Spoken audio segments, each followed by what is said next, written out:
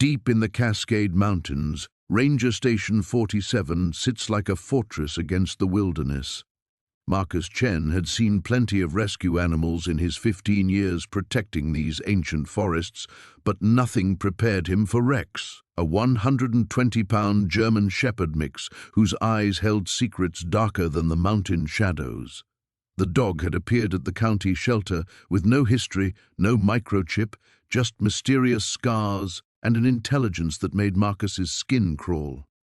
What he didn't know was that Rex had escaped from a top-secret military facility after a catastrophic experiment went wrong.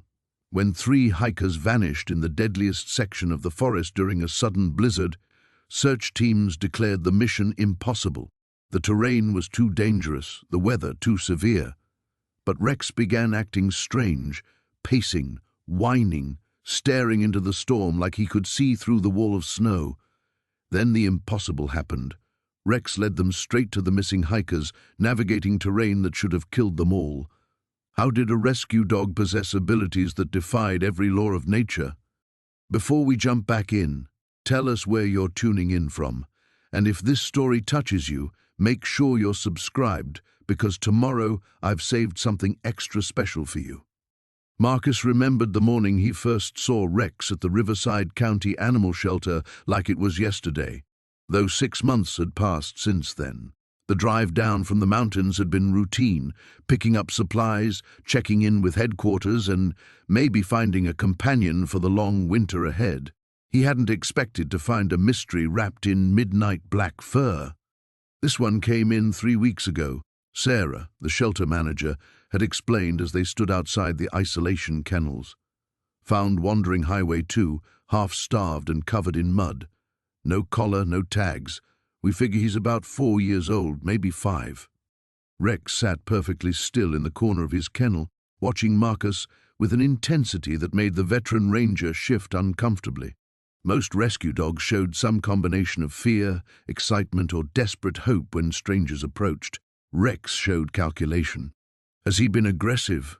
Marcus asked, noting the surgical precision of scars along the dog's flanks and the unusual muscular development across his shoulders.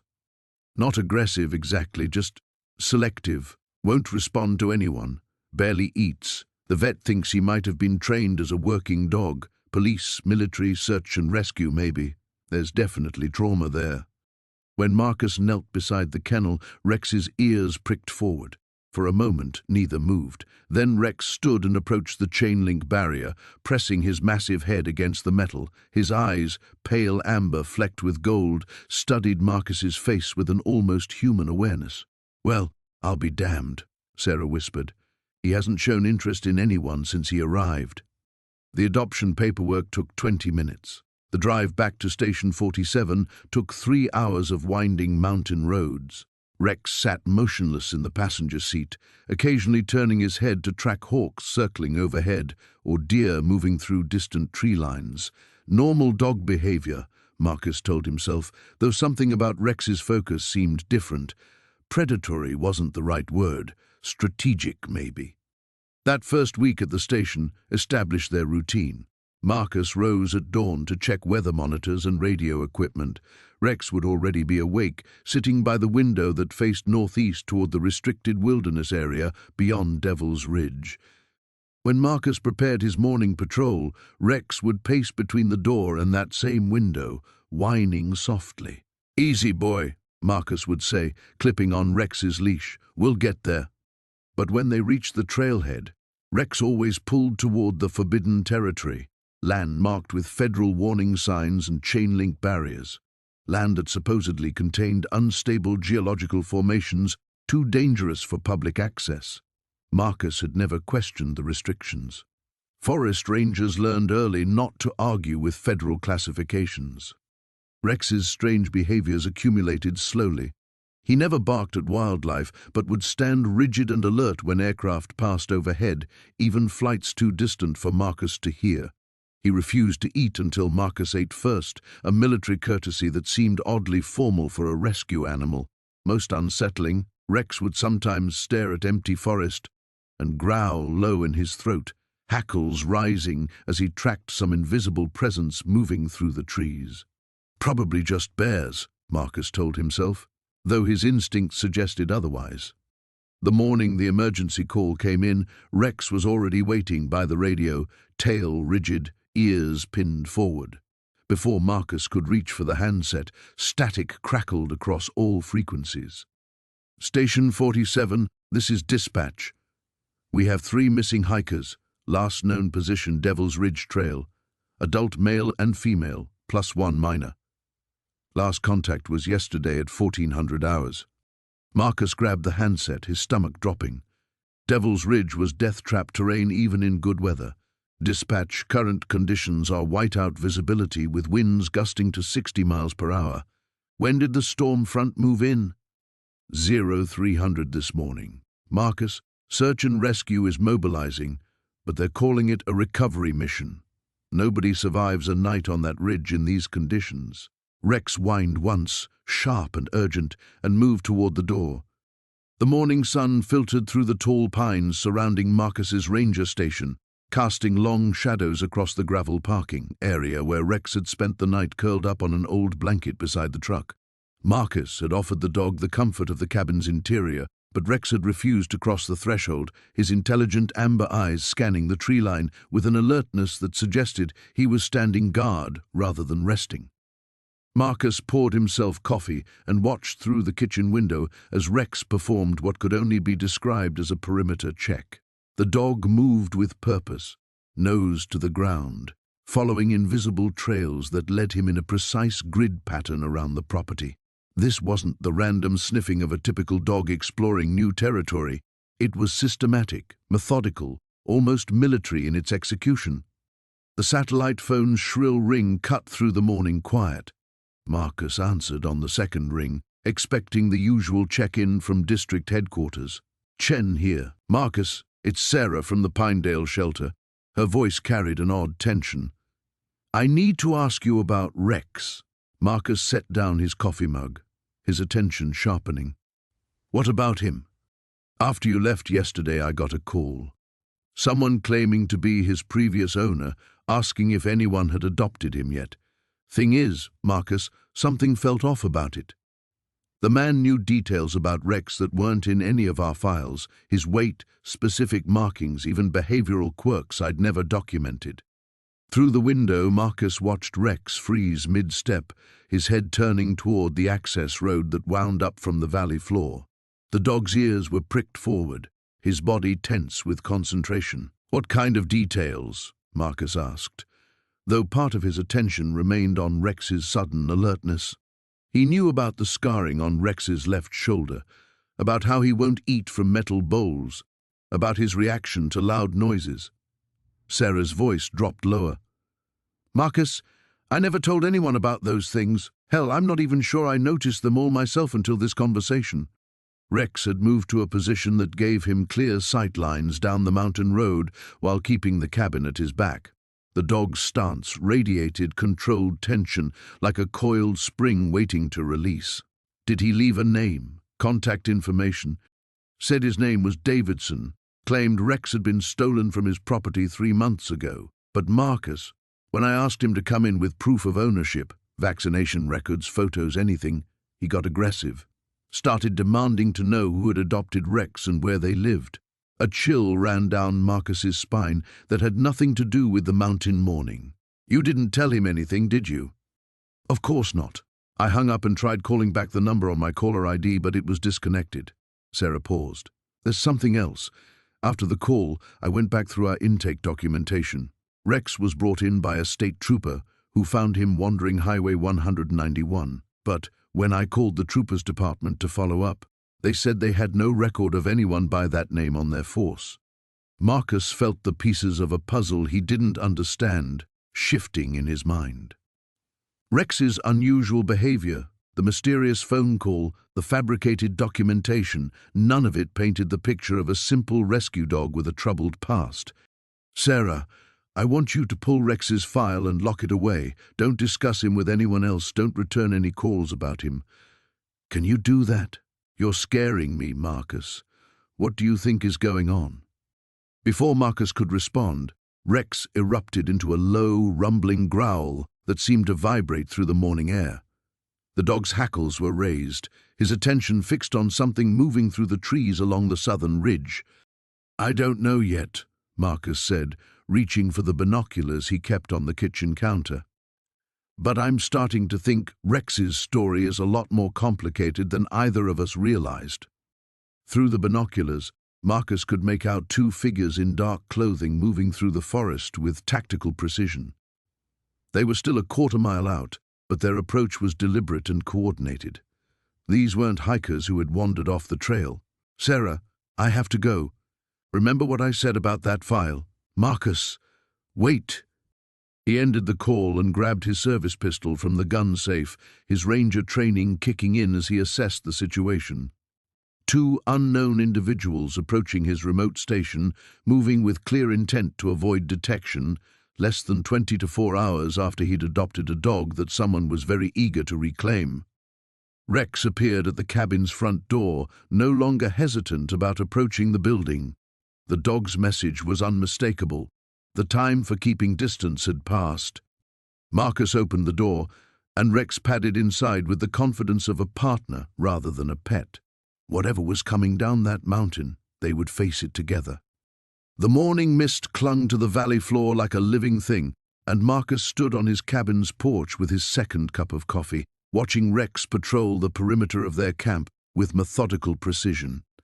3 weeks had passed since he'd brought the dog home, and while Rex had settled into a routine, something about that routine nagged at Marcus's ranger instincts. Rex didn't explore like a normal dog. He surveilled. Every morning, the same pattern, a systematic sweep of the camp's borders, nose to ground, ears rotating like radar dishes, pausing at specific intervals to scan the tree line. Marcus had initially attributed it to trauma, but watching Rex now, he recognized something else entirely. The dog moved like Marcus himself did when conducting a security assessment of a campsite. "Come on, boy," Marcus called, setting down his mug. "Let's check the North Trail." Rex immediately abandoned his patrol and fell into step beside Marcus, but not in the eager, bouncing way most dogs responded to walk time. He moved with purpose, head up, already scanning ahead as if he knew their destination before Marcus had fully decided on it himself. They'd been hiking for 20 minutes when Rex suddenly stopped, his entire body going rigid, his ears pricked forward, and a low, almost inaudible whine escaped his throat. Marcus followed the dog's gaze, but saw nothing unusual, just the familiar stand of Douglas firs and the rocky outcropping where he'd once found evidence of illegal camping. "What is it, Rex?" The dog stepped forward 3 paces, then sat and looked back at Marcus with an expression so clearly communicative that Marcus found himself checking the trail ahead more carefully. That's when he heard it, voices, still distant but growing closer. Rex had detected them long before Marcus's trained ears had picked up the sound. 2 hikers appeared around the bend, a middle-aged couple with expensive gear and the slightly winded look of weekend warriors tackling terrain beyond their usual scope. They waved cheerfully as they approached. "Good morning," the woman called. "Beautiful day for a hike." "Morning," Marcus replied, noting how Rex had positioned himself slightly ahead and to the left, creating a subtle barrier between Marcus and the approaching strangers. "You folks have permits for overnight camping?" "Oh, we're just day hiking," the man said, adjusting his oversized pack. "Drove up from Portland. Someone told us about a waterfall up this way?" Marcus provided directions to Silver Falls, watched them continue up the trail, then looked down at Rex. The dog remained alert until the hikers disappeared from view, then immediately relaxed, his tail giving a single wag as if to say, "All clear." "You're not just protective," Marcus murmured. "You're tactical." They continued their patrol, because that's what it was, Marcus now realized, and Rex led them through terrain that covered all the major approach routes to Marcus's cabin. At each vantage point, the dog would pause, scan, and process information in a way that seemed far too sophisticated for a rescue animal, traumatized or otherwise. When they returned to camp, Marcus made a decision. He retrieved his laptop and spent the afternoon researching military working dog programs, trying to piece together possibilities. The information was largely classified or heavily redacted, but he found enough to understand that some programs pushed the boundaries of traditional canine training into areas the military preferred not to discuss publicly. As evening approached, Marcus decided to test a theory. He'd spent 15 years as a ranger, 5 of those working with search and rescue teams. He knew the difference between a trained dog and a truly exceptional one. "Rex," he said, using the command voice he'd learned during his brief stint in the National Guard. "Perimeter check." Rex's response was immediate and unmistakable. The dog's posture shifted into something Marcus could only describe as operational mode, and he moved out in a pattern that covered the entire camp in a precise grid, checking not just for threats but for anything out of place, anything that had changed since their morning routine. When Rex completed the circuit and returned to Marcus's side, he sat at attention and gave a soft woof, a clear report that the perimeter was secure. Marcus felt his world shift slightly. This wasn't a traumatized rescue dog learning to trust again. This was a highly trained operative who'd been through something that ended his previous assignment. The question was what and why Rex had ended up in that shelter with no identification, no records, and no one looking for him. As if sensing Marcus's revelation, Rex moved closer, pressing against his leg in the first truly dog-like gesture Marcus had seen from him. For just a moment, beneath all that training and tactical awareness, Marcus glimpsed the animal that simply wanted to belong somewhere safe. "It's okay, boy," Marcus said, scratching behind Rex's ears. "Whatever happened before, you're home now." But even as he said it, Marcus wondered if either of them would be allowed to keep this simple promise. The morning mist clung to the valley floor like smoke as Marcus filled his thermos with black coffee, stealing glances at Rex through the cabin window. The dog sat motionless at the edge of the clearing, ears pricked towards something Marcus couldn't hear. This had become their routine over the past 3 days, Rex maintaining a vigilant watch while Marcus went about his duties as if the animal expected something to emerge from the wilderness. Marcus stepped onto the porch, boots creaking against weathered wood. "What is it, boy?" Rex's head tilted slightly, acknowledging Marcus without breaking his surveillance. The ranger had worked with search and rescue dogs before, but none had displayed this level of sustained alertness. Most dogs, even the best-trained ones, cycled through periods of attention and relaxation. Rex seemed incapable of truly standing down. The radio crackled inside the cabin. "Station 7, this is dispatch." Marcus jogged back inside, Rex flowing silently behind him like a shadow. "Station 7, go ahead. We've got a possible missing hiker. Sarah Kozlov, 26, failed to check in at Copper Falls yesterday evening. Her boyfriend's getting worried. Can you head up that way and take a look?" Marcus grabbed his pack from the hook by the door. "Copy that. I'll start at the trailhead and work my way up." He glanced at Rex, who had positioned himself by the door with an expectant expression. Might as well bring some company. The drive to Copper Falls took 40 minutes on winding mountain roads.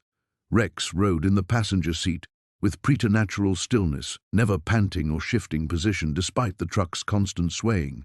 His dark eyes tracked every turn in the road, as if memorizing the route. At the trailhead parking lot, Marcus found Sarah's blue Honda Civic exactly where her boyfriend said it would be. He pulled on his pack and checked his radio. Rex had already leaped from the truck and was investigating the area around the car with methodical precision. "Easy, Rex. Let's take this slow." But Rex had frozen near the car's driver's side door, his entire body rigid with concentration. The hackles along his neck rose slightly, and he issued a low whine that made Marcus's skin crawl. "What you got?"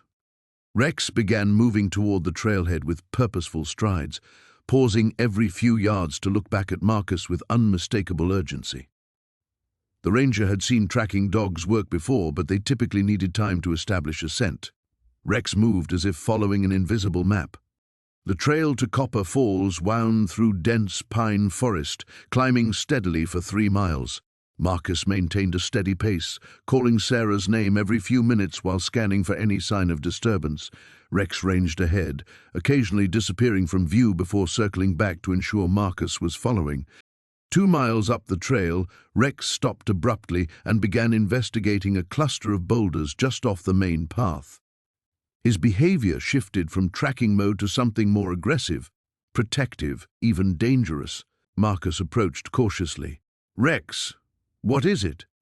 Behind the largest boulder, partially concealed by fallen branches, lay a small blue day pack. Marcus recognized the brand from Sarah's description. He pulled on latex gloves and carefully extracted the pack, noting the way the shoulder strap had been cleanly cut rather than torn. Rex circled the area with increasing agitation, his movements precise but restless. He approached a seemingly random spot 15 feet from the boulder and began pawing at the ground, uncovering something that made Marcus's blood run cold. A cell phone, its screen cracked but still functional, and beside it, a small spray canister that definitely wasn't standard hiking gear. "Jesus," Marcus breathed, reaching for his radio. "Dispatch, this is Station 7. I need you to contact Sheriff Morrison immediately. We've got a possible abduction situation." As he spoke, Rex had moved another 20 yards up the trail and was staring into the forest with laser focus. The dog's ears were pinned forward, and Marcus could see the muscles in his shoulders bunching with tension. "Rex, stay close." But Rex was already moving into the trees, following something Marcus couldn't detect. The ranger hesitated, protocol warring with instinct. Standard procedure demanded he secure the scene and wait for backup, but if Sarah was still alive, every minute counted. Marcus followed Rex into the dense undergrowth, his hand moving instinctively to the service weapon on his hip. The dog moved through the forest like he'd been born to it, avoiding every twig and branch that might create noise. Marcus tried to match his stealth, but felt clumsy by comparison. They crested a small ridge, and Rex dropped to a crouch so suddenly that Marcus nearly stumbled into him. Below them, barely visible through the trees, was a canvas-colored tent that had no business being in this remote area. Rex turned to look at Marcus, and the intelligence in those dark eyes was so sharp it was almost human. The dog knew exactly what they'd found, and he was waiting for orders. Marcus keyed his radio to the lowest volume setting. "Dispatch, I'm going to need that backup immediately."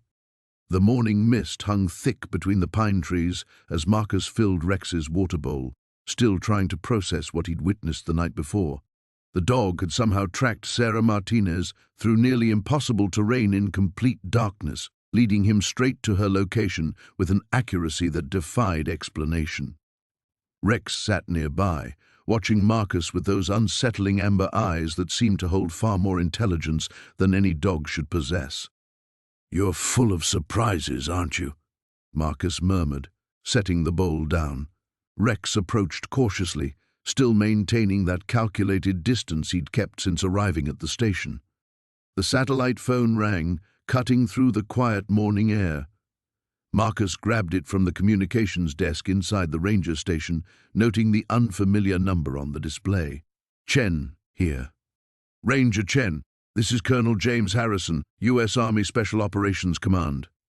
The voice was crisp, authoritative. "I believe you recently adopted a dog from the Pine Valley Animal Shelter." Marcus felt his stomach drop. He glanced out the window at Rex, who had lifted his head and was staring directly at the station building, ears pricked forward as if he could hear both sides of the conversation. "Yeah, I did. German Shepherd mix named Rex. Is there a problem?" "Sir, I need you to listen very carefully. The animal in your possession is classified military property. He was reported killed in action 3 weeks ago during a training exercise that went wrong. If this is indeed the same animal, he's extremely valuable to national security." "Valuable how?" Marcus kept his voice steady, but his mind was racing. The unusual behavior, the uncanny tracking ability, the way Rex seemed to understand everything around him with preternatural awareness. "I'm not at liberty to discuss operational details over an unsecured line. What I can tell you is that we need immediate verification." Can you describe any distinguishing characteristics? Marcus looked out at Rex again. The dog was now standing, body tense, as if preparing to bolt. Large, maybe 90 pounds, dark coat with some lighter markings, yellow eyes. There's a small scar above his left ear. The silence on the other end of the line stretched for several long seconds. Ranger Chen, we have a team en route to your location. They'll be there within 6 hours. Under no circumstances should you attempt to restrain or sedate the animal. Keep your distance and maintain visual contact until we arrive. Wait a minute. Marcus stepped outside, the phone cord stretching taut. This dog has been helping with search and rescue operations. He just found a missing hiker last night. If he's some kind of military asset, why was he dumped at a shelter? As I said, he was presumed dead. The situation is complicated. Just maintain your position and wait for our team. The line went dead. Marcus stared at the phone, then at Rex, who was now backing away toward the tree line. Those intelligent eyes held a look Marcus recognized from his own years in the service, the expression of a soldier who'd just detected incoming trouble. Easy, boy, Marcus said softly, pocketing the phone and raising his hands in a non-threatening gesture. I'm not going to hurt you. But Rex continued his retreat, moving with fluid precision that spoke of extensive training. This wasn't the hesitant movement of an abused rescue dog. This was tactical repositioning. Marcus made a decision that would have surprised him 12 hours earlier. Instead of trying to contain Rex, he followed him into the forest. The dog paused frequently, checking to ensure Marcus was keeping up while maintaining enough distance to escape if necessary. They moved deeper into the woods, following game trails that Marcus knew would be nearly impossible for vehicles to navigate.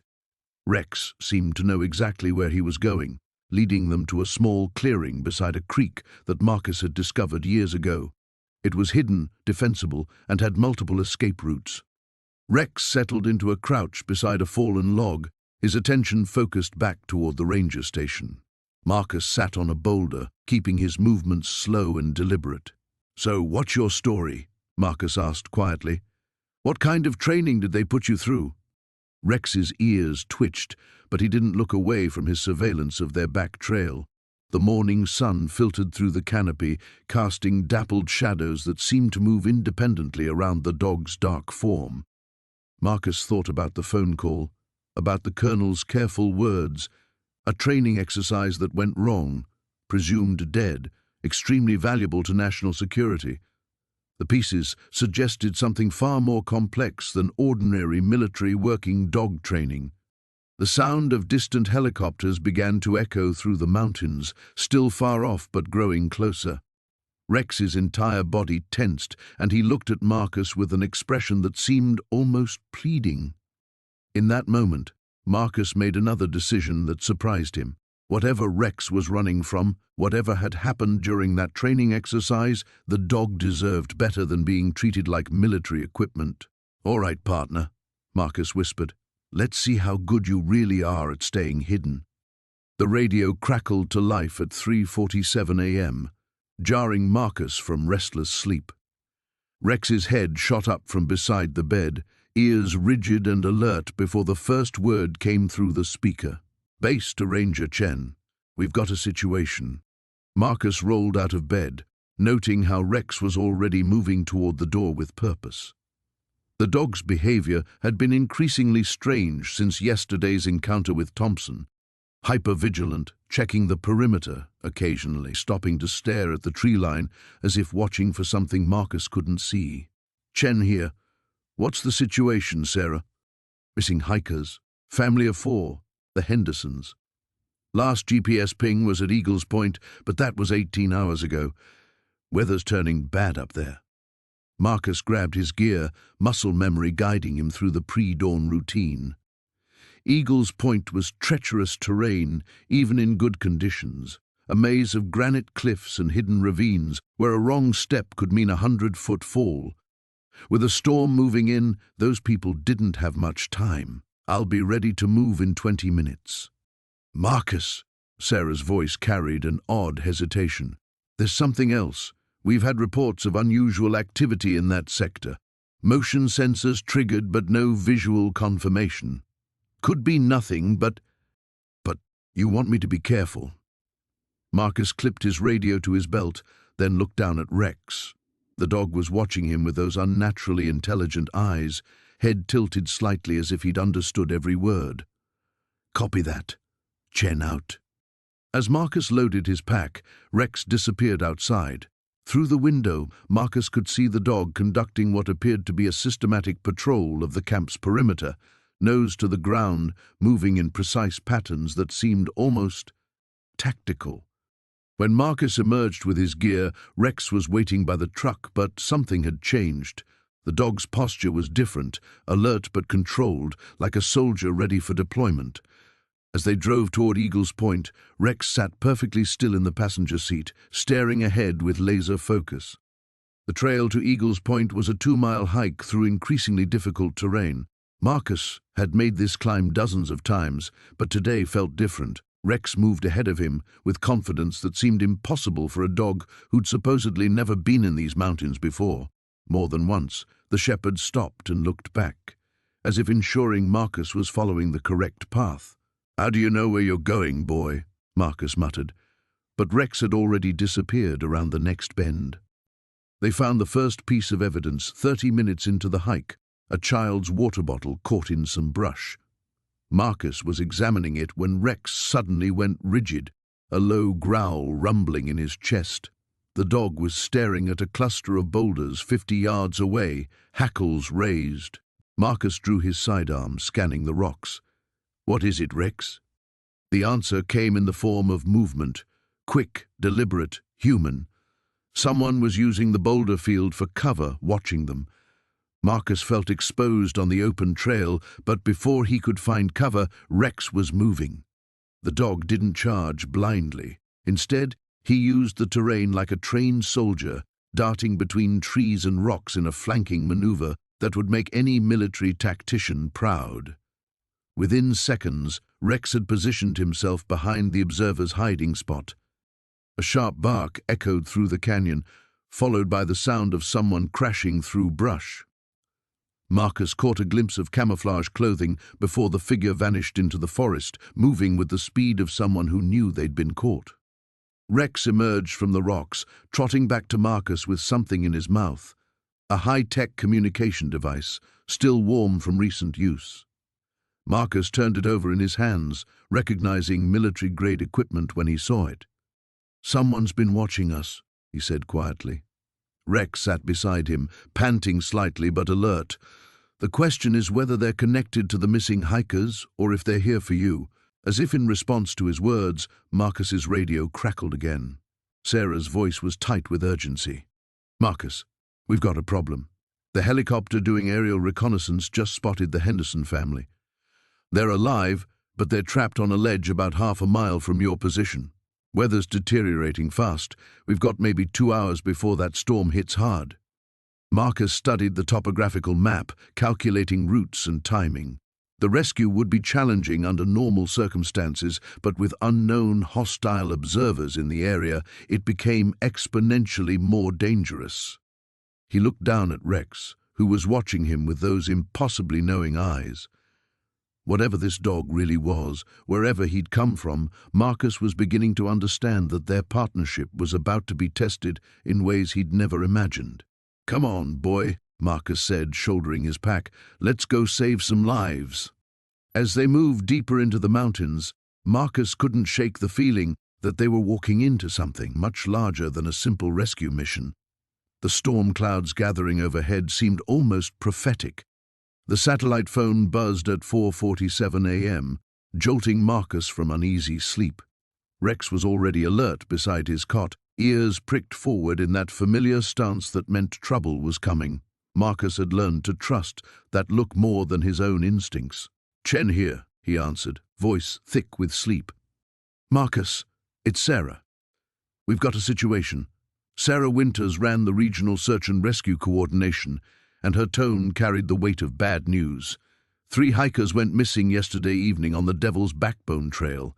Last GPS ping was near Widow's Peak, but the storm moved in faster than predicted. Marcus was already reaching for his clothes. Outside, he could hear wind howling through the pines and the steady drum of rain on the cabin roof. The Devil's Backbone was treacherous in good weather. In a storm like this, it was a death trap. How long have they been out there? 14 hours. College kids from Denver started the trail around 2 yesterday afternoon. They had basic gear but nothing for overnight in conditions like this. Rex padded to the window, placing his massive paws on the sill. His body language had changed completely.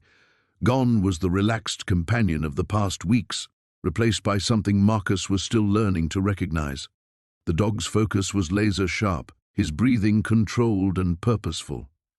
"Weather Service says the storm won't break until tomorrow night," Sarah continued. "We can't get the helicopter up, and the main search teams can't navigate those ridges in zero visibility, but you know that terrain better than anyone." Marcus pulled on his boots, mind already calculating routes and risks. "Send me their last known coordinates. I'll head out in 20. Marcus, I can't officially ask you to do this. The conditions, you're not asking. I'm volunteering." After hanging up, Marcus began assembling his pack with practiced efficiency. Emergency medical supplies, thermal blankets, high-energy food, rope, flares.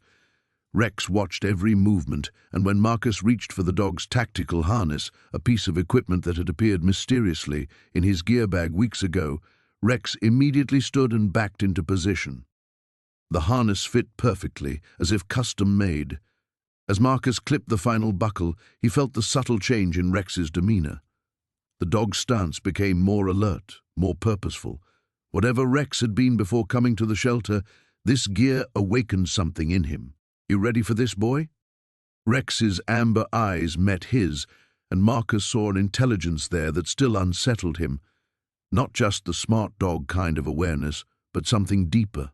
Something that suggested Rex understood exactly what they were about to face. The storm hit them full force the moment they left the cabin. Rain drove horizontally across the mountainside, and the wind threatened to knock Marcus off balance with every step. But Rex moved through it like he'd been born in hurricanes, his powerful frame cutting through the weather as he ranged ahead, always returning to check Marcus's position. They climbed steadily toward the Devil's Backbone, following game trails that were rapidly becoming streams. Marcus's GPS flickered in and out, but Rex seemed to have his own navigation system. Twice, when Marcus would have taken longer routes around difficult terrain, Rex led him to shortcuts that saved precious time. 3 hours into the climb, Rex suddenly stopped. His ears swiveled, catching something Marcus couldn't hear over the storm. The dog's body went rigid. Then he began moving with new urgency, pulling toward a cluster of boulders 50 yards off the main trail. Marcus trusted the instinct and followed. Behind the largest boulder, they found the first hiker, a young woman in soaked fleece, unconscious and showing signs of severe hypothermia. Marcus immediately began warming protocols while Rex continued searching. The dog returned minutes later, barking once sharply and then leading Marcus toward a narrow ravine. The other 2 hikers were huddled together in a shallow cave, awake but in bad shape. All 3 would need immediate evacuation. As Marcus administered first aid and got emergency shelters set up, he called for helicopter extraction.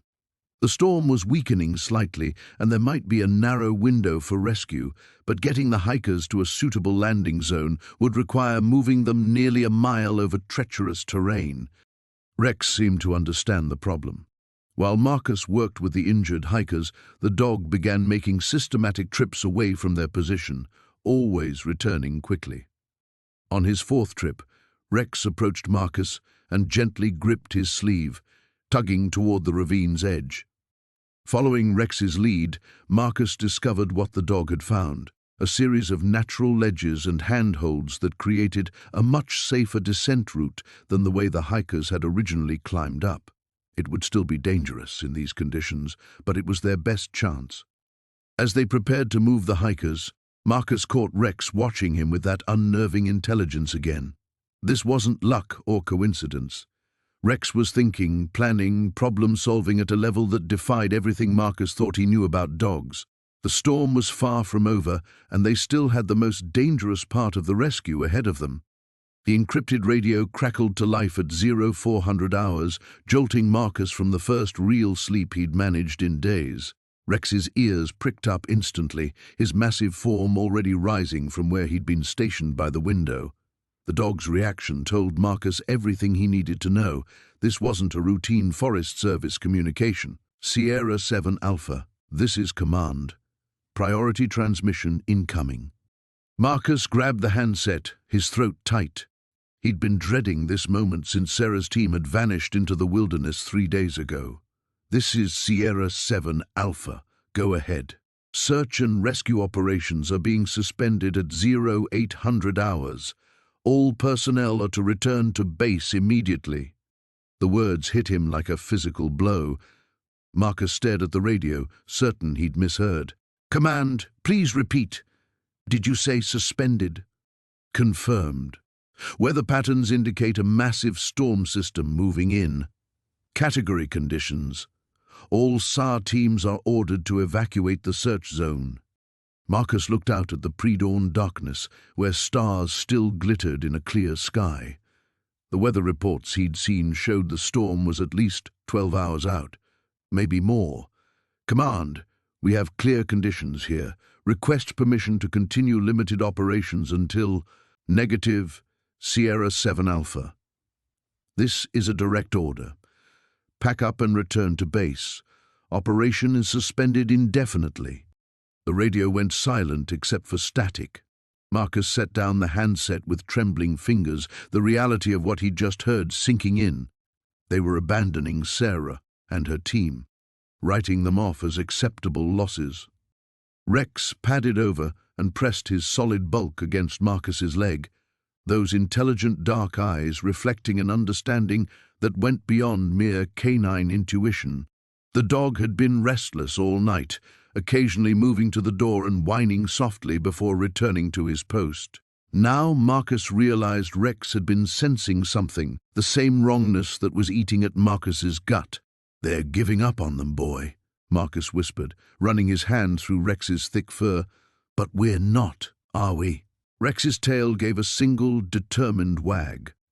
Marcus moved to his equipment locker, his ranger training warring with something deeper, a growing certainty that Rex represented capabilities he was only beginning to understand. The dog's behavior during the initial search had been unlike anything he'd seen. Rex hadn't just been following scent trails, he'd been processing information, making decisions, leading them towards something specific. The radio crackled again. All units, this is dispatch. Be advised, civilian aircraft reported unusual activity in grid 77, approximately 0200 hours. Possible flares or signal fires, unable to investigate due to terrain conditions. Grid 77. Marcus checked his topographical map, calculating the distance. It was deep in the backcountry, at least 6 hours of hard hiking through terrain that would challenge even experienced mountaineers. The same general area where Rex had been trying to lead them before they'd been called back. Marcus looked at his official orders, then at Rex, who was now standing by the door with an intensity that made the decision for him. If there was even a chance Sarah's team was alive and signaling for help, he couldn't abandon them to bureaucratic caution. He began packing his emergency gear, medical supplies, climbing equipment, enough food and water for 2 days. As he worked, Rex watched every movement, occasionally padding over to specific items of equipment as if approving or suggesting additions to the load.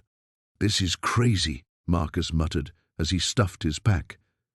I'm about to disobey direct orders based on the intuition of a dog I've known for less than a week.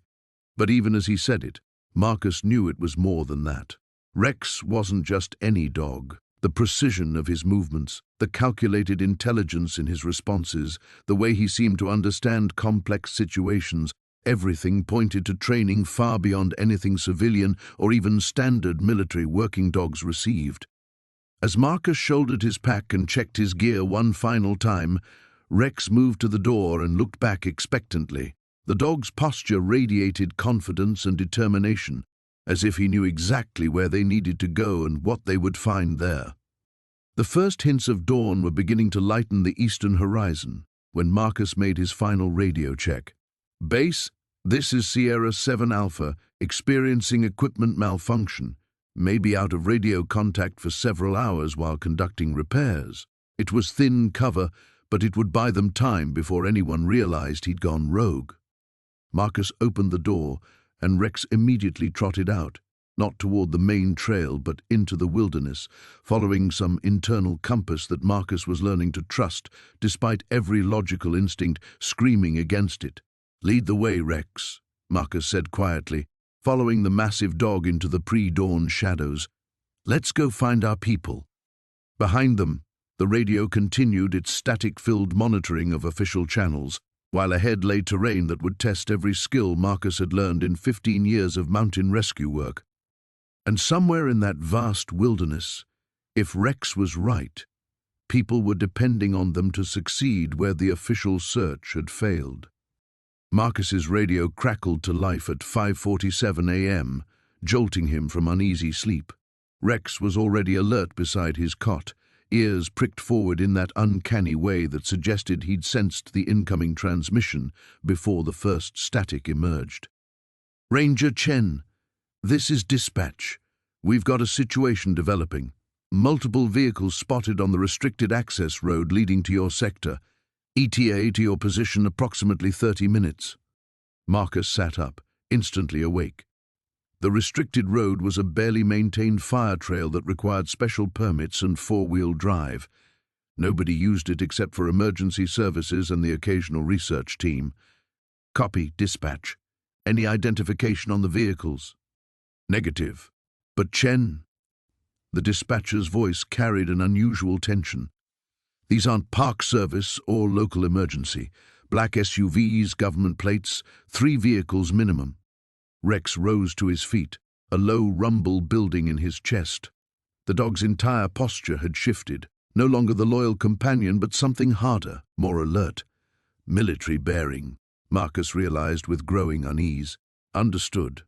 I'll investigate and report back. Be careful, Marcus. Something feels off about this whole thing." Marcus clipped the radio to his belt and reached for his jacket. Rex was already at the door, not with his usual eager anticipation of a morning patrol, but with calculated readiness, as if he knew exactly what was coming. "What do you know that I don't, boy?" Marcus muttered. But Rex's attention was fixed on the forest beyond their camp. They moved through the pre-dawn darkness with practiced silence. Marcus had learned to trust Rex's instincts over the past weeks.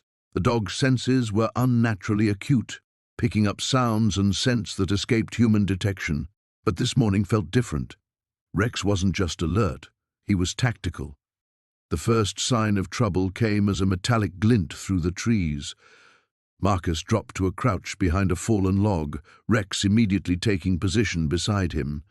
Through his binoculars, Marcus could make out 3 black Suburbans parked in a defensive formation on the fire road. Men in dark clothing moved between the vehicles with military precision. "Not Park Service," Marcus whispered. Rex's hackles were rising, and the dog's breathing had changed to something deeper, more controlled. One of the men was speaking into a radio, gesturing toward the trail that led to Marcus's camp. Even at this distance, Marcus could see they were armed. Professional weapons, not hunting rifles or standard security equipment. His radio buzzed with an incoming call. Marcus hesitated, knowing the sound might carry, but Rex nudged his hand firmly. The dog's eyes seemed to say, "Answer it." "Chen here," he whispered. "Ranger Chen, this is Colonel Sarah Vance, United States Army." The voice was crisp, authoritative. "We need to speak with you immediately regarding the animal you've recently acquired." Marcus's blood went cold. His eyes met Rex's, and for a moment he could swear the dog understood every word coming through the radio. "I'm not sure what you mean, Colonel. The German Shepherd mix you adopted from the shelter in Millbrook 3 weeks ago. We have reason to believe that animal is of interest to national security. We're prepared to offer substantial compensation for its return." Rex's lips pulled back slightly, revealing teeth, not aggressive, calculated, like he was evaluating options. Colonel, with respect, I'm a forest ranger. I adopted a rescue dog. I'm not sure what you think. Ranger Chen, we have your camp surrounded. This can go easy, or it can get complicated. The animal is property of the United States government, and we're here to retrieve it. Marcus looked around the forest with new eyes. He couldn't see them, but he felt the presence of positioned men. Rex's head was moving in a systematic pattern, as if counting hostile positions. "Give me 10 minutes to get back to camp," Marcus said finally. "I'll meet you there. You have 5. The radio went silent. Marcus turned to Rex, whose expression had shifted into something he'd never seen before. Intelligence, yes, but more than that. Strategy. "Military dog?" Marcus whispered. Rex's ear twitched. Acknowledgement. "Escaped?" Another twitch. "Stolen?" Rex's head tilted slightly. Close, but not quite right. "Survivor." This time Rex looked directly into Marcus's eyes, and Marcus felt the pieces clicking together. Not just a trained military dog, a survivor of something that had gone very wrong. They began moving back toward camp, but Rex suddenly veered off the main trail, taking a route Marcus had never used. The dog moved with purpose, leading them through dense underbrush that would provide cover but still get them to the camp. Military tactics. As they approached the clearing, Marcus could see figures positioned around his cabin. Professional spacing, overlapping fields of fire. These weren't just soldiers, they were specialists. Rex paused at the tree line, looking back at Marcus with an expression that was unmistakably questioning. The dog was asking for orders, or maybe offering them. Marcus realized that everything was about to change. Whatever Rex was running from had finally caught up. The question was whether Marcus was about to lose his companion or become part of something much larger and more dangerous than he'd ever imagined. The helicopter's rotors cut through the mountain air with mechanical precision, but Marcus could barely hear them over the pounding of his heart.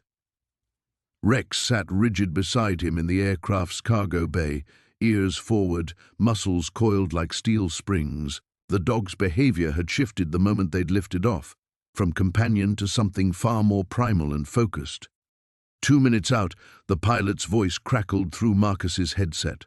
Below them, the Cascade Mountains stretched in endless ridges of green and granite, beautiful and unforgiving in the late afternoon light. Captain Morrison leaned forward from the opposite bench. "Chen, I need you to understand. Once we're on the ground, Rex takes point. Your job is to stay with him and interpret what he's telling us. Don't try to direct him." Marcus nodded, though uncertainty gnawed at his gut. Everything had moved so fast since the emergency briefing. A military transport had gone down 12 hours ago during a classified mission. 3 soldiers missing. Standard search and rescue protocols had failed in the rugged terrain, and satellite imagery was useless under the dense canopy. Rex was their only hope of finding the crew before nightfall, or before enemy forces did. The dog's transformation continued to unnerve him. This wasn't the traumatized rescue animal who'd cowered in his truck just days ago. Rex's eyes held an intelligence that seemed almost human, calculating and alert. When Morrison had shown him a piece of fabric from one of the missing soldiers, Rex had inhaled deeply and given a single sharp bark that somehow conveyed absolute certainty. 30 seconds, the pilot announced. The helicopter descended toward a small clearing carved into the mountainside. Ancient firs towered around them, their branches creating a cathedral of shadows. As the aircraft settled onto the rocky ground, Marcus felt the weight of responsibility settle on his shoulders like a physical thing. Rex was already moving before the doors fully opened, leaping to the ground with fluid grace. He immediately began working the air with his nose, head turning in systematic patterns. Marcus followed, unhooking his pack and checking his radio one final time. "Contact frequency is channel 7, Morrison said, stepping down with 2 other soldiers. "We'll establish a perimeter here and coordinate with air support. How long do you need?" Marcus looked at Rex, who had frozen in place about 20 yards away, every line of his body pointing southeast toward a wall of dense forest. "Rex will tell us." The dog moved with purpose that bordered on supernatural. Within minutes of entering the tree line, he'd picked up a trail invisible to human senses. Marcus followed, calling out terrain features and direction changes to Morrison's team through his radio. The forest grew darker as they climbed, the canopy so thick that it seemed like twilight, even though sunset was still hours away. Rex paused at a steep ravine where a mountain stream tumbled over moss-covered rocks. He sniffed the air intently, then looked back at Marcus with an expression that somehow conveyed urgency and concern. Something was wrong. "What is it, boy?" Marcus whispered, though he already suspected the answer. Rex had found signs of the missing soldiers, but not the soldiers themselves. The dog began picking his way down the treacherous slope, moving with the sure-footed confidence of a mountain goat. At the bottom of the ravine, Rex led him to a cluster of boulders where pieces of military equipment lay scattered among the rocks. A torn parachute hung from a pine branch like a deflated balloon. Rex sniffed each item methodically, then raised his head and released a low, haunting howl that echoed off the canyon walls. Marcus's radio crackled. "Chen, what's your status? We heard that sound. Found equipment and a chute," Marcus reported, his voice tight. "Rex is... he's tracking something else now." The dog had indeed picked up a new scent. His posture had changed again, becoming more aggressive, more predatory. The hackles along his neck rose as he led Marcus deeper into the ravine, following the stream bed where the sound of rushing water would mask their movement. They'd been tracking for another 10 minutes when Rex suddenly froze, dropping into a crouch that Marcus recognized from their training exercises. Danger ahead. Marcus drew his sidearm and moved up beside the dog, straining to see through the undergrowth. Voices carried on the wind, rough, speaking in a language Marcus didn't recognize. Through a gap in the vegetation, he caught a glimpse of camouflage that wasn't American military issue. His blood went cold as he counted at least 4 figures moving through the trees ahead of them. Rex looked up at him, amber eyes reflecting an intelligence that transcended animal instinct. In that moment, Marcus understood that his dog, this extraordinary creature, had been trained for exactly this situation. Rex wasn't just tracking missing soldiers, he was hunting the people who had taken them. Marcus keyed his radio, keeping his voice barely above a whisper. "Morrison, we've got a problem." The helicopter's rotors whipped snow into blinding spirals as Marcus pressed himself against the rocky outcrop, Rex's warm body trembling beside him. The aircraft circled twice before landing in the clearing below their position, its searchlight cutting through the storm like a predator's eye. "That's not a rescue bird," Sarah whispered, her voice barely audible over the wind. She'd insisted on coming despite Marcus's protests, and now he wished he'd been more forceful. The sleek black aircraft bore no identifying marks, and the figures that emerged moved with military precision. Rex's hackles rose, a low growl rumbling deep in his chest. Marcus felt the dog's muscles coil beneath his hand, every instinct screaming danger. Whatever memories the helicopter triggered, they weren't good ones. 4 men, Marcus counted, watching through the binoculars. Armed. They're not here for a casual chat. The lead figure raised what looked like a tablet, sweeping it in a slow arc. Rex's growling intensified, and Marcus realized with growing dread that they were tracking something. "Someone. They're following Rex's chip," Sarah said, coming to the same conclusion. "The one Dr. Kim mentioned." Marcus cursed himself for not thinking of it sooner. Of course they'd tagged their asset. Rex had been trained for operations worth millions of dollars. They wouldn't let him disappear without a trace. The search team began moving up the slope, their path deliberate and unwavering. In the storm, they had maybe 10 minutes before the men reached their position. "Can we double back to the truck?" Sarah asked. Marcus shook his head. They would have seen it, probably disabled it already. He studied the terrain, his ranger training kicking in. "There's a service trail about half a mile north, leads to an old fire tower. If we can reach it..." Rex suddenly stood, his attention focused on something beyond the approaching soldiers. Marcus followed his gaze and felt his blood freeze. More lights were moving through the trees, coming from the direction of their escape route. "They've got us pinned," he breathed. The trap was closing with professional efficiency. Rex looked up at him, those intelligent brown eyes holding something Marcus had never seen before. Not fear, but a kind of resigned determination. The dog had been here before, in situations where survival meant making impossible choices. "What is it, boy?" Marcus whispered. Rex moved to the edge of their hiding spot and looked back, clearly wanting them to follow. But instead of heading away from the soldiers, he was angling directly toward the helicopter.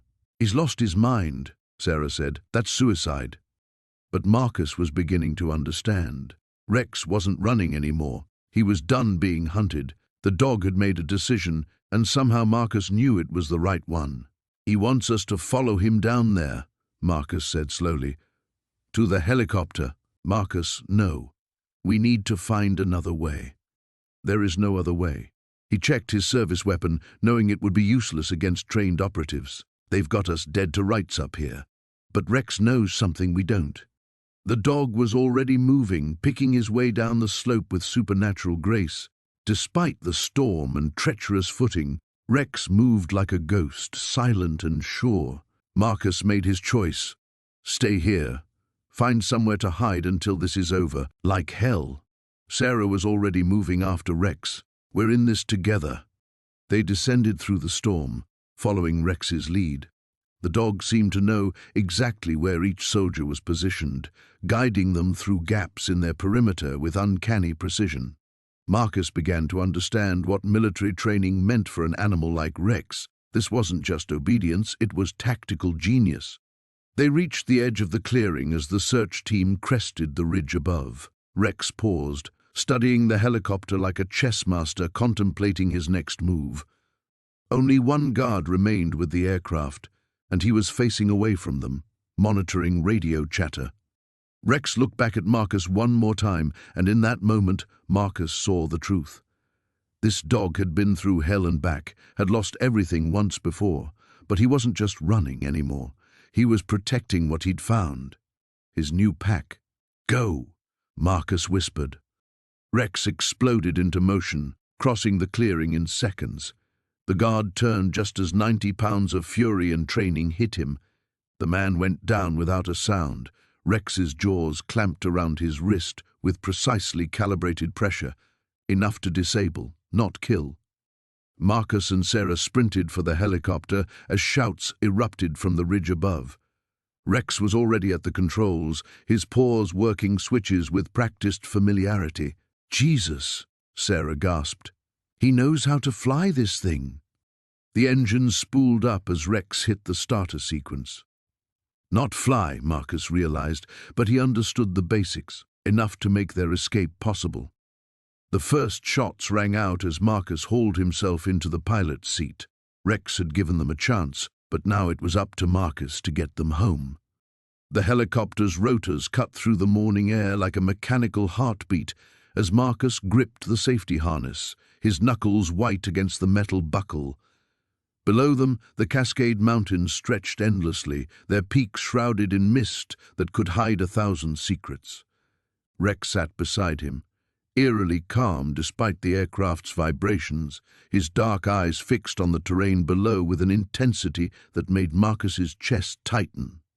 "LZ is 2 clicks northeast," shouted Lieutenant Torres over the engine noise, her voice crackling through the headset.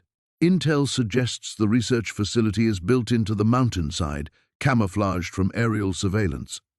Marcus nodded, studying the tactical display on Torres's tablet. Red dots marked known patrol routes, while yellow zones indicated areas of electronic interference that could mask their approach.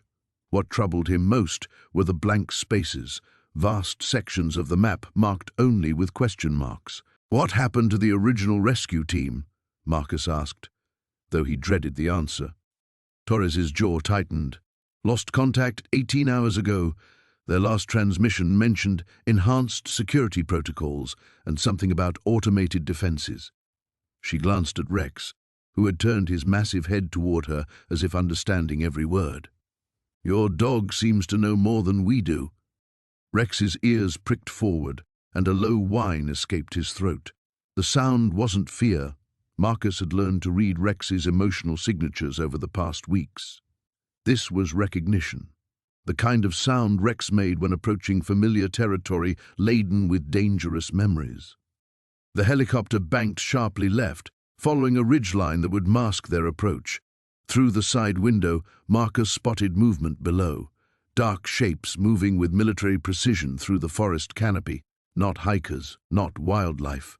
"Company!" he called out, pointing downward. Torres grabbed binoculars and focused on the movement. "Armed patrol, 4 men.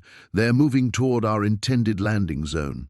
She spoke rapidly into a radio, coordinating with the pilot. "Change of plans. We're going in hot." The aircraft descended rapidly, stomach-lurching drops that made Marcus grateful for the harness.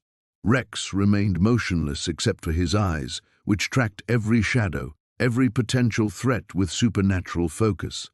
As they dropped below the tree line, Marcus caught his first glimpse of their destination, a seemingly innocuous rock formation that, upon closer inspection, revealed the subtle geometric lines of human construction.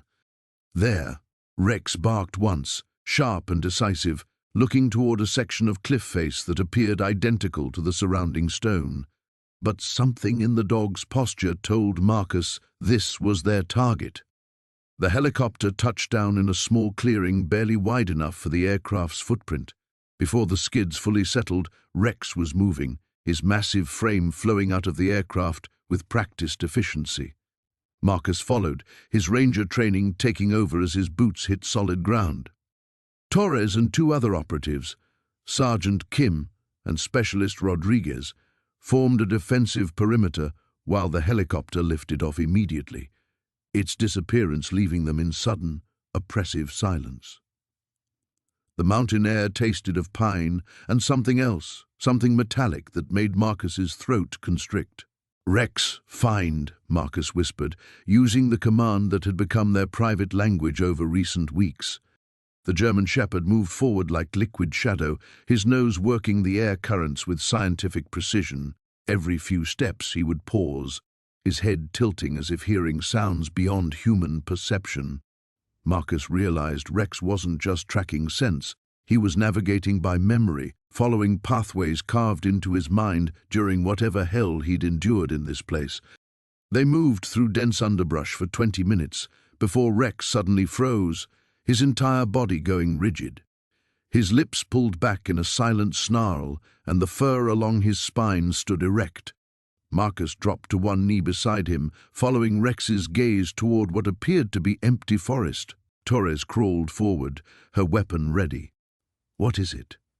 Before Marcus could respond, the air shimmered like heat waves rising from summer asphalt. The camouflaged entrance to the facility materialized before them, a doorway that had been invisible moments before, protected by some kind of advanced optical camouflage. Motion sensors swept red laser beams across the approach, creating a deadly web of detection. Rex growled low in his throat, a sound that carried layers of memory and warning. Marcus placed a steadying hand on the dog's neck, feeling the tension coiled in those powerful muscles. "How many people are inside?" Torres whispered. As if answering, Rex lifted his head and howled, a sound that echoed off the mountain walls and seemed to penetrate the facility itself. The howl was answered by something that made Marcus's blood run cold, human voices crying out from somewhere deep within the mountain, voices filled with desperation and hope. "Sarah's in there," Marcus breathed, certainty flooding through him. Rex looked up at him with eyes that held depths of understanding no ordinary dog could possess, then turned toward the facility entrance with grim determination. The helicopter's rotors churned against the thin mountain air as Marcus gripped Rex's harness, both of them pressed against the aircraft's metal floor. Through the open door, the wilderness stretched endlessly below, a maze of peaks, valleys, and dense forest that had already claimed too many lives. "Drop zone in 2 minutes," the pilot's voice crackled through Marcus's headset. "Weather's deteriorating fast. We'll have maybe 6 hours before the next storm system hits." Marcus nodded, checking his gear one final time. The rescue beacon showed a weak signal from somewhere in the Blacktooth Canyon system, a treacherous labyrinth where traditional search methods had failed. 3 experienced hikers had been missing for 4 days, and this was likely their last chance before winter weather made the area completely inaccessible. Rex sat perfectly still beside him, but Marcus could feel the tension radiating from the dog's massive frame. Since the confrontation with Colonel Hayes and his Black Ops team 2 weeks ago, Rex had been different, more alert, more focused, as if accepting his role in a larger game he'd been trying to forget. The helicopter banked sharply, following the canyon's rim. Marcus studied the terrain through binoculars, noting the steep walls and scattered debris fields from recent rock slides. This wasn't just a rescue mission. It was a descent into one of the most unforgiving environments in the region. There, the pilot pointed to a narrow ledge halfway down the canyon wall. "That's as close as I can get you." The landing was textbook, but Marcus felt his stomach drop as he stepped onto the rocky outcrop. The ledge was barely wide enough for the helicopter's skids, with a sheer drop of several hundred feet on one side and an equally intimidating climb up the canyon wall on the other. Rex leaped down gracefully, immediately moving to the edge and scanning the terrain below.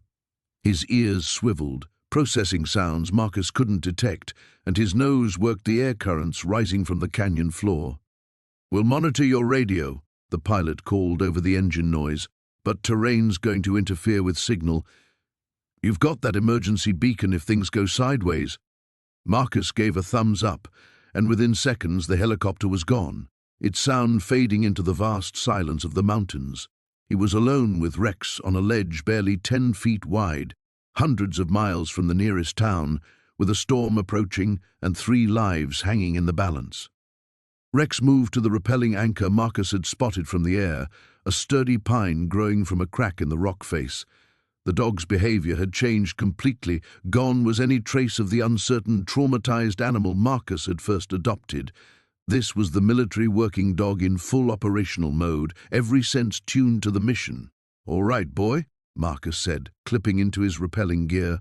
"Let's see what you've been hiding." He'd rigged a special harness system for Rex, something he'd improvised after witnessing the dog's remarkable abilities during the encounter with Hayes' team. Rex submitted to the equipment with professional patience, understanding its purpose without explanation. The descent into the canyon was like entering another world. The walls rose on either sides, carved by millennia of water and wind into fantastic shapes that caught and channeled every sound. Marcus's boots scraped against the rock as he controlled their descent, while Rex seemed to float beside him, his powerful legs finding purchase on seemingly impossible holds. Halfway down, Rex suddenly went rigid. A low growl rumbled in his chest, but it wasn't aggressive, it was communicative. Marcus had learned to read these signals over the past months, understanding that Rex was processing information far beyond human capability. They reached a narrow shelf, and Marcus unclipped them both. Rex immediately moved to the canyon wall, nose pressed against a crevice Marcus hadn't noticed from above. The dog's tail wagged once. A signal Marcus had learned meant he'd found something significant. Following Rex's lead, Marcus squeezed through the opening and found himself in a hidden chamber carved from the rock. Scattered gear told the story immediately. The missing hikers had taken shelter here, but something had gone wrong.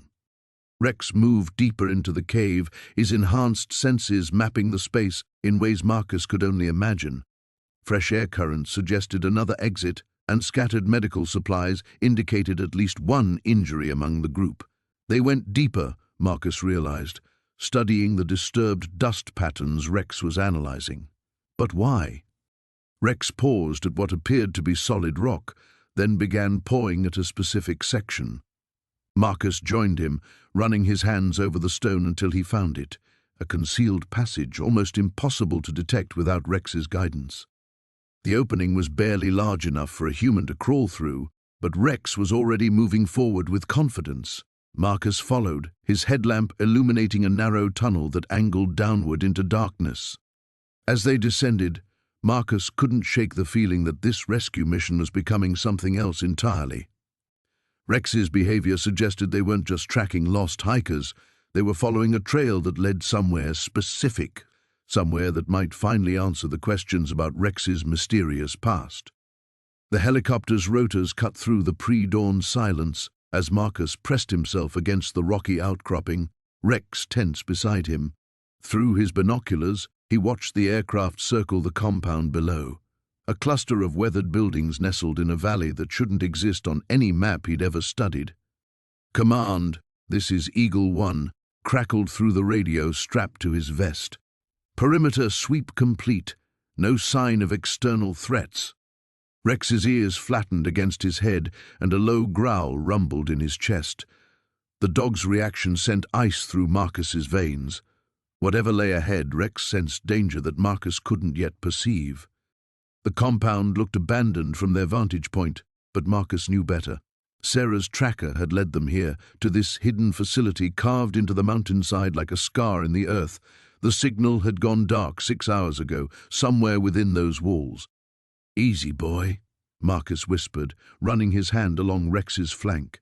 The dog's muscles were coiled springs, ready to unleash the lethal training that had made him valuable enough to kill for. "We're going to get her back." As the helicopter disappeared over the ridge, Marcus began picking his way down the slope. Rex moved beside him like a shadow, each step calculated and silent. The military precision in the dog's movements reminded Marcus that whatever had happened in that classified operation, Rex had been bred and trained for exactly this kind of mission. The first building they reached was a maintenance shed, its windows dark and door hanging askew. Marcus eased inside, weapon drawn, while Rex swept the perimeter with his nose. Empty fuel cans and rusted equipment suggested the place had been abandoned for months, but the tire tracks outside were fresh. They moved systematically through the outer buildings, finding nothing but echoes and dust. It wasn't until they reached the main structure that Rex's behavior changed dramatically. The dog froze at the entrance, hackles rising, and Marcus saw something that made his blood run cold. Scratched into the metal door frame were claw marks, Rex's claw marks. The dog had been here before. "You remember this place, don't you?" Marcus breathed, watching Rex's reaction. The dog whined softly, a sound of recognition and pain that confirmed Marcus's worst suspicions. This wasn't just where they'd taken Sarah. This was where Rex's nightmare had begun. The door stood slightly ajar, and Marcus could see fluorescent light spilling from within. He pulled out his radio and checked the signal. Nothing, whatever technology they were using to jam communications, was sophisticated enough to cut through military-grade equipment. Rex pressed against his leg, and Marcus looked down to see the dog staring at him with those intelligent brown eyes. There was something different in that gaze now, not just the loyal companion who'd shared his cabin for months, but the highly trained operative who'd survived when his entire unit hadn't. "Lead the way," Marcus whispered. The dog moved forward with purpose, navigating the corridors as if following a mental map burned into his memory. They passed laboratories filled with equipment Marcus didn't recognize, holding cells that made his stomach turn, and monitoring stations still humming with power. The facility was operational but eerily quiet. Rex stopped at a junction of 3 hallways, nose twitching as he sorted through scent trails. When he chose the left passage, Marcus noticed security cameras tracking their movement. They weren't being subtle anymore, they were being watched. The hallway opened into a vast chamber carved directly from the mountain rock. Banks of computers lined the walls, their screens displaying data that scrolled too quickly for Marcus to read. But it was the figure seated at the central console that made him raise his weapon. Dr. Elizabeth Vance turned slowly in her chair, as if she'd been expecting them. The woman who'd claimed to be Sarah's research partner looked nothing like the concerned scientist who'd appeared at Marcus's cabin. Her hair was pulled back severely, and her eyes held a cold calculation that made Marcus's skin crawl. "Hello, Marcus." "Rex." She nodded to each of them in turn. "I was wondering when you'd find your way home, boy." Rex's response was immediate and terrifying. The dog that had been gentle with children and playful in mountain streams transformed into something primal and dangerous. His lips pulled back to reveal teeth that could tear through Kevlar, and the sound that emerged from his throat was pure predator. "Where is she?" Marcus demanded, keeping his weapon trained on Vance, while Rex positioned himself to flank their target. "Safe," Vance replied, seemingly unbothered by the gun pointed at her chest or the 120 pounds of trained killer preparing to spring. "For now. But that depends entirely on whether our friend here remembers his training." She pressed a button on her console, and suddenly the chamber filled with a sound that made Rex collapse as if he'd been shot, a high-pitched whine that seemed to bypass the ears and strike directly at the nervous system. Marcus watched in horror as Rex writhed on the floor, caught between his training and his loyalty, while somewhere in this nightmare facility, Sarah's life hung in the balance. The helicopter's rotors carved through the thin mountain air as Marcus pressed his face to the window, scanning the jagged landscape below. Rex sat rigid beside him, ears pricked forward, sensing something beyond human perception. The dog's enhanced abilities had led them this far, through encrypted military databases, across state lines, and now into the heart of the Cascade Range, where the original experiment had begun. "Target zone in 2 minutes," the pilot's voice crackled through the headset. Agent Sarah Wild, seated across from Marcus, checked her weapon for the 3rd time. Her usual composure showed cracks of tension around her eyes. "The facility should be completely abandoned," she said, more to herself than to Marcus. "Intel says it's been dark for 18 months. Marcus ran his hand along Rex's flank, feeling the dog's muscles coiled like springs. "He doesn't think so. Look at him. He's remembering something." Rex's low whine confirmed Marcus's suspicion. The dog's enhanced memory was processing familiar scents carried on the wind currents, picking up electromagnetic signatures from equipment that shouldn't exist in an abandoned compound. The helicopter crested a ridge, revealing a concrete structure built into the mountainside like a grey tumor. From above, it appeared derelict. Solar panels cracked, access roads overgrown with alpine vegetation, but Rex's sudden alertness told a different story. There, Marcus pointed to a section of seemingly solid rock face. "Rex is focused on that area. There's something we're not seeing." Wild raised her binoculars. "Thermal imaging shows cold signatures, but—" She paused, adjusting the focus. "Wait, there's a pattern in the vegetation. Too uniform. It's camouflage netting, military grade." The pilot's voice cut through their observation. "We've got company incoming from the north. Fast movers, probably military aircraft." Marcus felt his stomach drop. "How long until they reach us?" 8 minutes, maybe less." Wild was already moving. "Put us down at the landing zone. We go in fast and light." She turned to Marcus, her expression grim. "This isn't a rescue mission anymore. It's an extraction. We get Dr. Elena Vasquez and her research, then we run." The helicopter touched down in a clearing 300 yards from the facility. Rex leaped out before Marcus could stop him, nose to the ground, following a scent trail invisible to human senses. The dog moved with purpose toward what appeared to be a maintenance shed. "Rex, wait!" Marcus called, but the dog had found something, a hidden entrance concealed beneath fallen logs and debris. Wild caught up, breathing hard in the thin air. How did he know? "Enhanced olfactory memory," Marcus said, watching Rex paw at a specific section of the camouflage door. "He remembers the layout, probably the electrical signatures too." A metallic click echoed from the door mechanism. Rex had triggered something, a biometric scanner that read his unique genetic markers. The entrance slid open with a pneumatic hiss, revealing a tunnel that descended into darkness. "Impossible," Wild breathed. The intelligence reports said all access codes were changed after the evacuation. Marcus checked his flashlight. They didn't count on Rex being a living key. The tunnel stretched deeper than expected, lined with reinforced concrete and humming with hidden machinery. Emergency lighting flickered on as they progressed, activated by motion sensors that recognized Rex's presence. The dog moved confidently through intersections that would have been a maze to human navigators. "How long was he here?" Wild asked, noting Rex's familiarity with the layout. "Dr. Vasquez said 18 months of development. but Rex acts like he knows every inch of this place. They reached a blast door marked with biological hazard symbols. Rex sat perfectly still, waiting. A retinal scanner descended from the ceiling, another security measure keyed to the dog's enhanced biology. They really did think of everything, Marcus muttered as the heavy door cycled open. Beyond lay a laboratory that defied the facility's abandoned appearance. Banks of computers hummed with activity. Specimen containers lined the walls, and in the center, a figure hunched over a workstation looked up with startled recognition. "Rex?" Dr. Elena Vasquez rose from her chair, disbelief replacing her initial fear. She was younger than Marcus had expected, with prematurely gray hair and the hollow-eyed look of someone who hadn't seen sunlight in months. "But how did you find me?"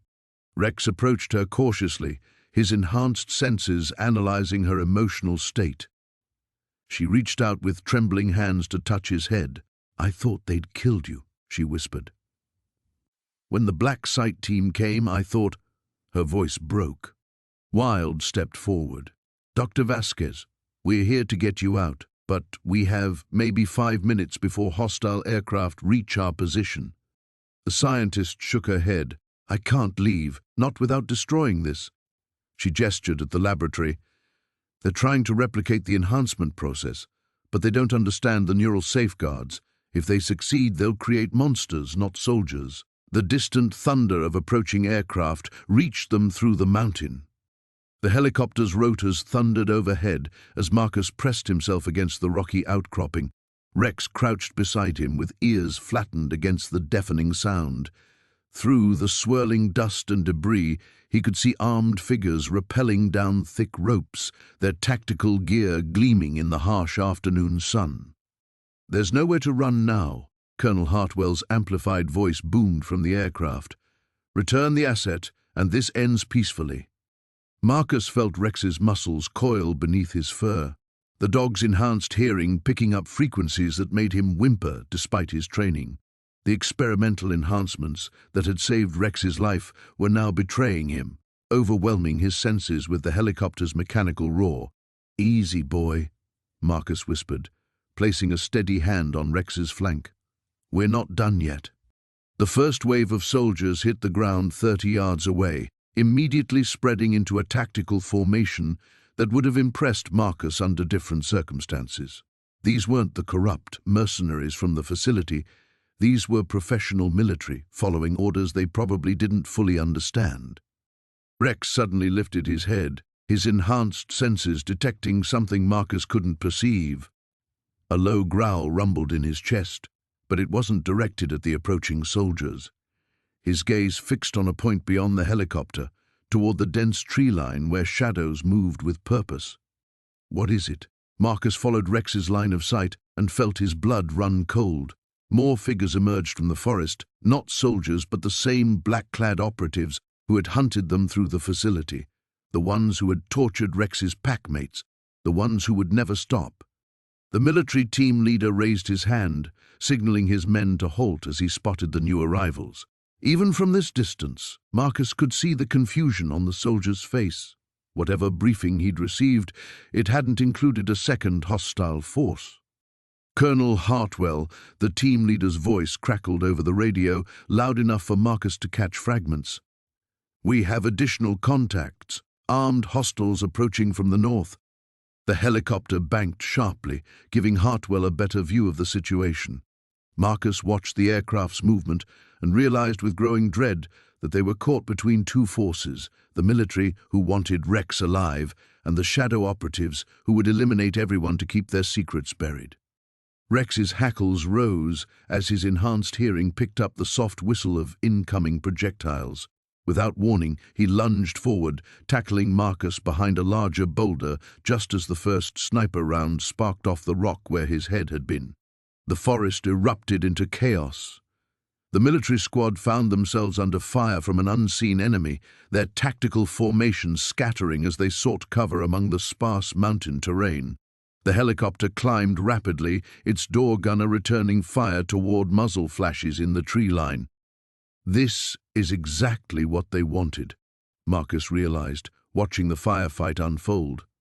The Shadow Ops team is using the military as a distraction. They're cleaning house. Everyone who knows about Rex becomes a liability. A young soldier scrambled toward their position, blood seeping from a graze across his shoulder. Marcus made a split-second decision that went against every survival instinct. He broke cover, grabbing the wounded man and hauling him behind the rocks. "Thanks," the soldier gasped, pressing a field dressing to his wound. "I'm Sergeant Novak. You're the ranger, right?" "Chen?" Marcus nodded, keeping his eyes on the battlefield. "How much did they tell you about why you're here?" "Just that we were retrieving a stolen military asset," Novak replied. "But those aren't the people who stole it, are they?" He gestured toward the tree line where automatic weapons chattered. "No," Marcus said grimly. "Those are the people who created it."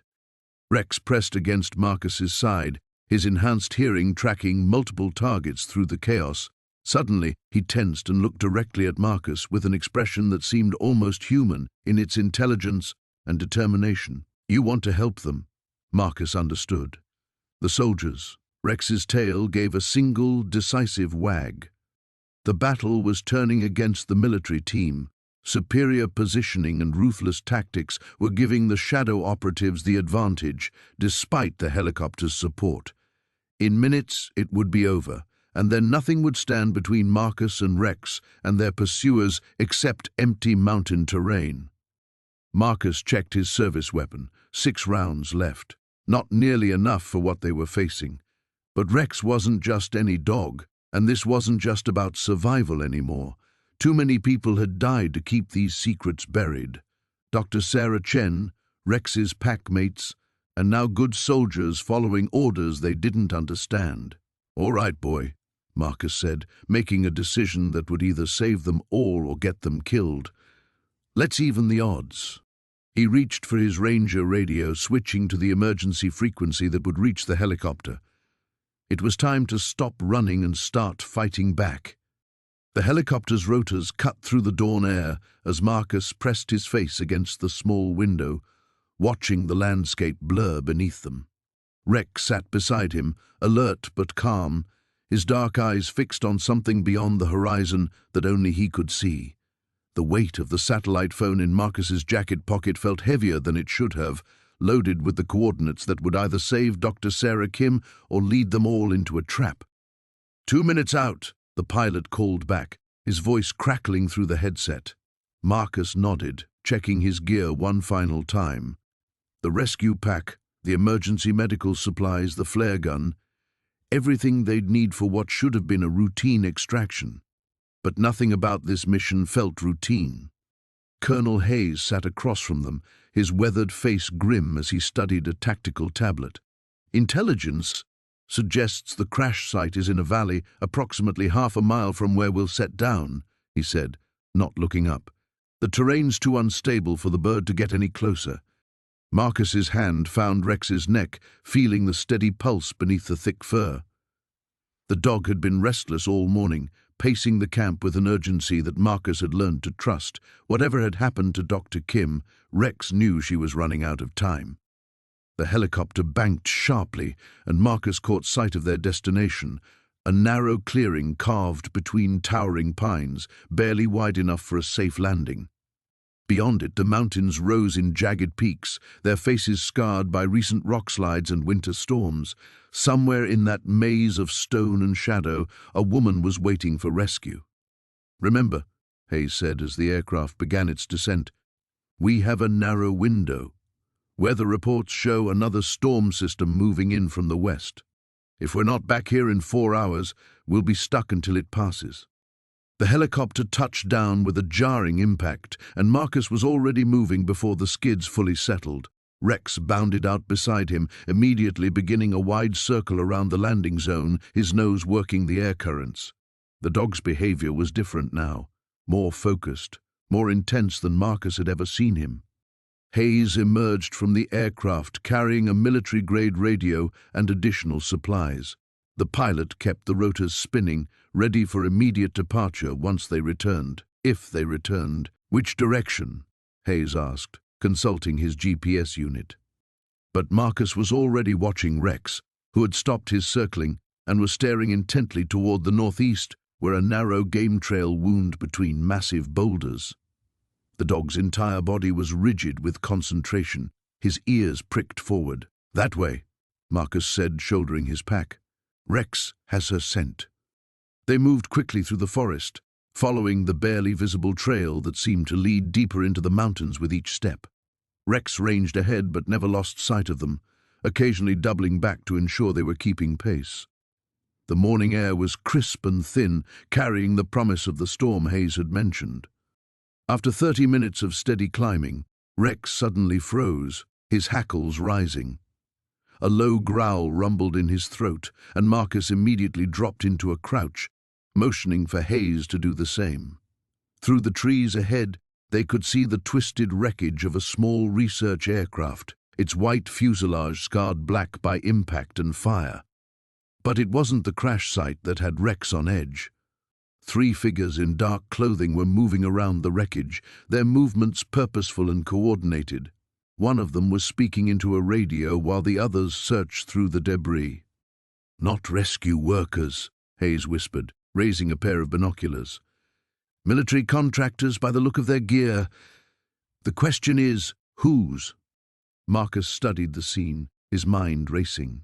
Dr. Kim had been researching something classified, something important enough that powerful people wanted her silenced.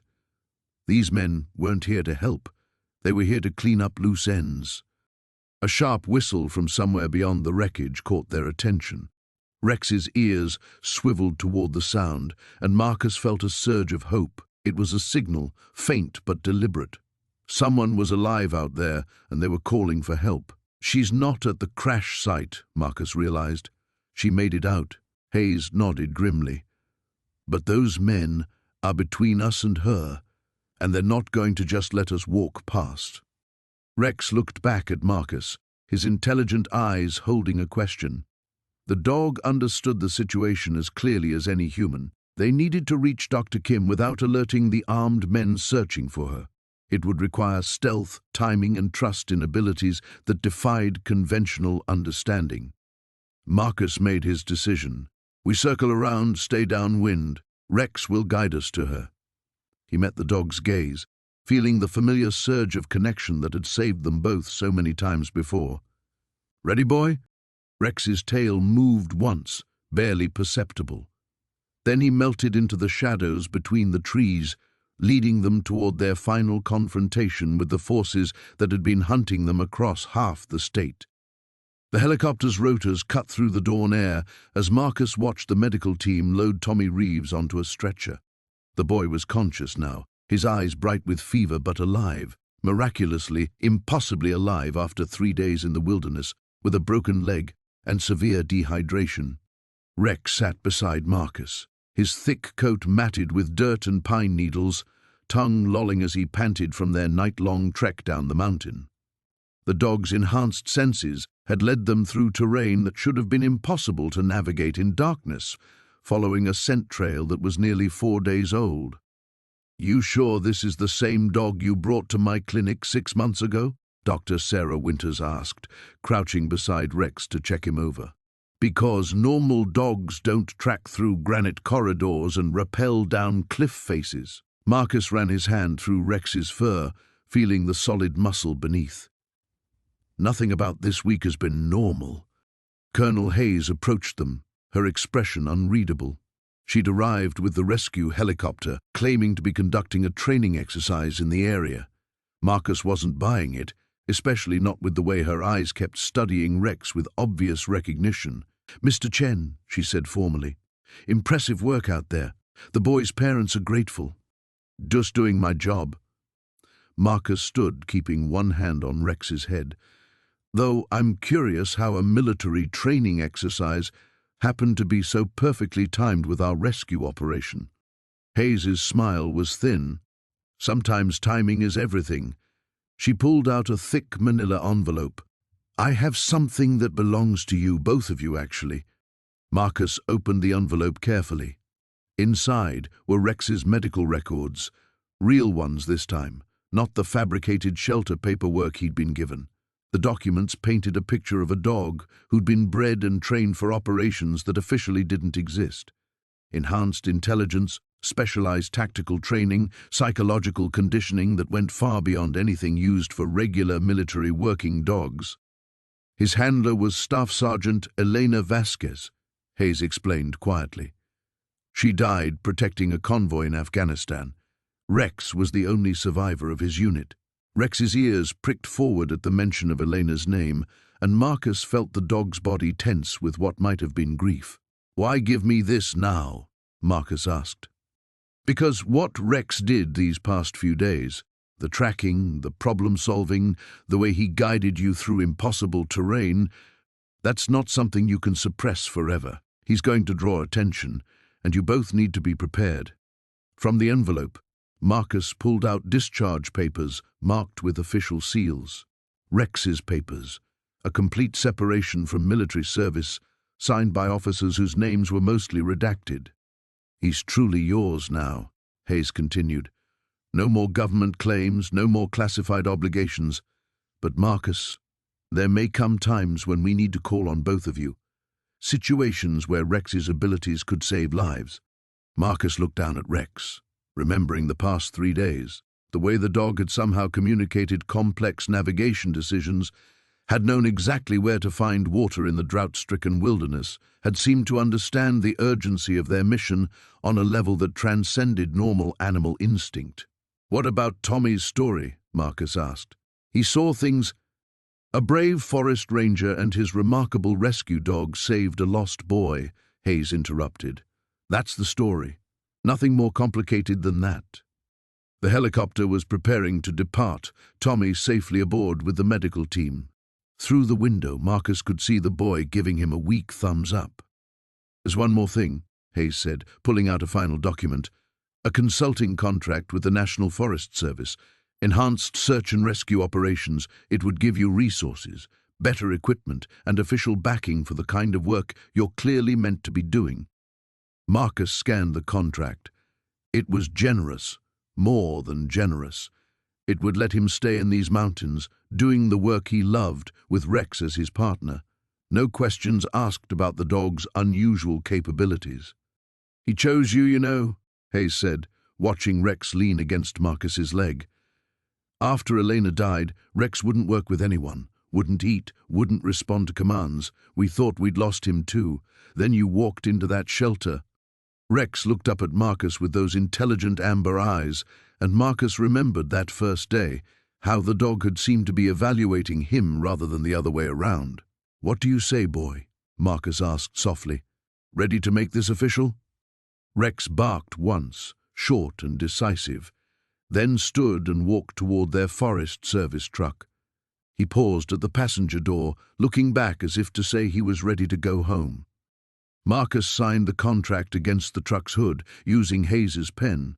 As the helicopter lifted off, carrying Tommy toward the hospital and Hayes back to her classified world, Marcus and Rex stood together in the clearing where their real partnership had begun. The mountains stretched endlessly around them, full of hidden dangers and people who might need saving.